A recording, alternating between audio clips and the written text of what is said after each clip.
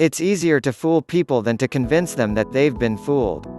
Unknown. I'm an expert on how technology hijacks our psychological vulnerabilities. That's why I spent the last 3 years as a design ethicist at Google, caring about how to design things in a way that defends a billion people's minds from getting hijacked. When using technology, we often focus optimistically on all the things it does for us. But I want to show you where it might do the opposite. Where does technology exploit our mind's weaknesses? I learned to think this way when I was a magician. Magicians start by looking for blind spots, edges, vulnerabilities and limits of people's perception, so they can influence what people do without them even realizing it. Once you know how to push people's buttons, you can play them like a piano. And this is exactly what product designers do to your mind. They play your psychological vulnerabilities consciously and unconsciously against you in the race to grab your attention.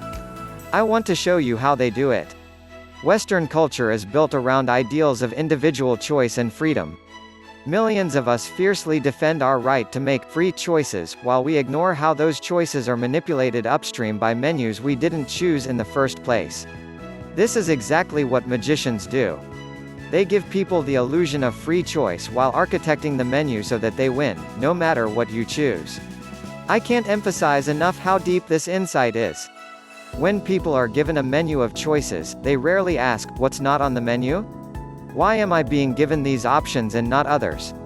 Do I know the menu provider's goals? Is this menu empowering for my original need, or are the choices actually a distraction?" E.g., an overwhelmingly array of toothpastes. For example, imagine you're out with friends on a Tuesday night and want to keep the conversation going. You open Yelp to find nearby recommendations and see a list of bars. The group turns into a huddle of faces staring down at their phones comparing bars. They scrutinize the photos of each, comparing cocktail drinks. Is this menu still relevant to the original desire of the group? It's not that bars aren't a good choice, it's that Yelp substituted the group's original question, "Where can we go to keep talking?" with a different question, "What's a bar with good photos of cocktails?" all by shaping the menu. Moreover, the group falls for the illusion that Yelp's menu represents a complete set of choices for where to go. While looking down at their phones, they don't see the park across the street with a band playing live music.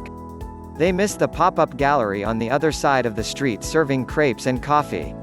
Neither of those show up on Yelp's menu.